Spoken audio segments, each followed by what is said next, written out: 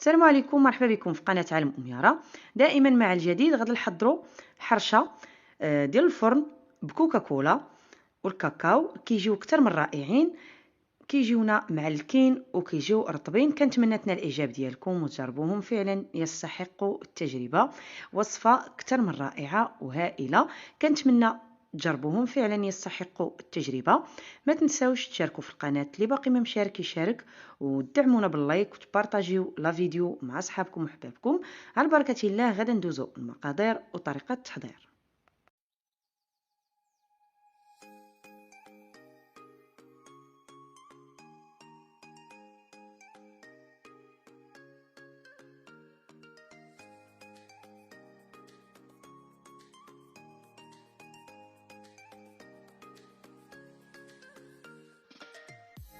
كنحتاجو بيضه كامله درجه حراره المطبخ، وكنحتاجو 2 معالق ديال المربى ديال المشماش، اي الكوفيته ديال المشماش. وكنحتاجو دانون طبيعي وزن 150 غرام، يكون حتى هو درجه حراره المطبخ، ما يكونش من الثلاجه.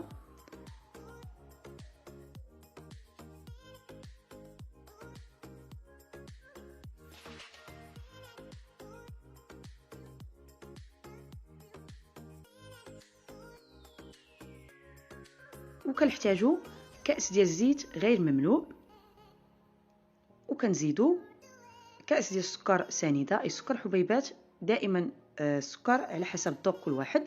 وكنحتاجو كأس ديال كوكاكولا، وغادا نزيدو قبصه ديال الملح، وغادا نزيدو 2 ساشيات ديال الخماره ديال الحلوى و2 معالق كبار ديال الكاكاو المر.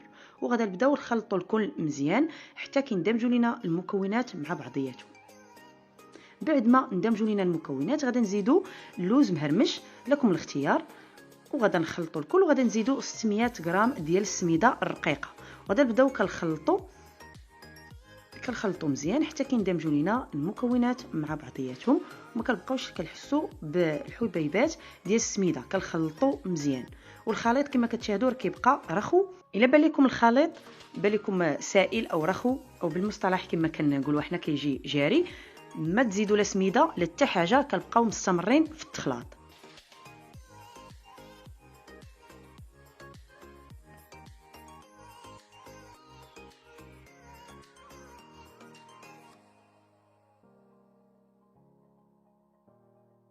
بعد ما خلطنا الكل غادا نغطيوه، وغادا نخليوه 15 دقيقه. ما تخليوش حتى كتبان لكم العجينه قصاحت بزاف، خليوها تكون رطبه. بعد ما تجمع لينا الخليط، قبل ما كنفندوها كناخذوا صفيحه ديال الفرن، كندهنوها بالزيت وكنفندوها بسميده رقيقه. وكناخذوا كويره، كتجي الخليط كما قلت لكم كيجي رطب، وكنفندوها في السميده الرقيقه وكنكوروها وكنوضعوها في صفيحه ديال الفرن. دائما هزوا يديكم شويه وخبطوا باش كتجي الحرشه مشقه. غدا نعملوا كويره واحده اخرى، كناخذوا القليل من الخليط وكنكوروها وكنفندوها في السميده الرقيقه، وكنبداو كنكوروا المره الثانيه وكنخبطوها او كنوضعوها في صفيحه ديال الفرن. دائما هزوا يديكم واحد شويه وخبطوها في صفيحه ديال الفرن باش كتجيكم مشقه. دابا غادا نبقى مستمره بنفس الطريقه حتى كنكمل.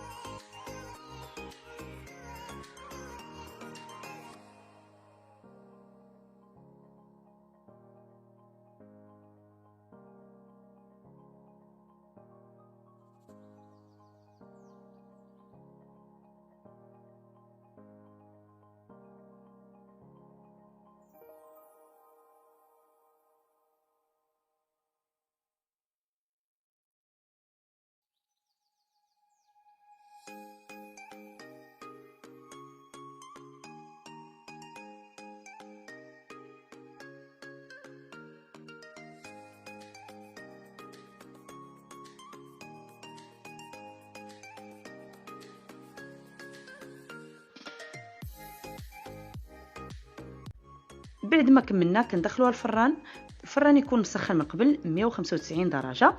قبل ما كندخلوها الفران كنقصوا عليه 180 درجه، كنهبطوها لتحت حتى كتشقق على خاطرها، وعاد كنطلعوها الفوق ونتلاقاو نوريكم الشكل النهائي ديالها.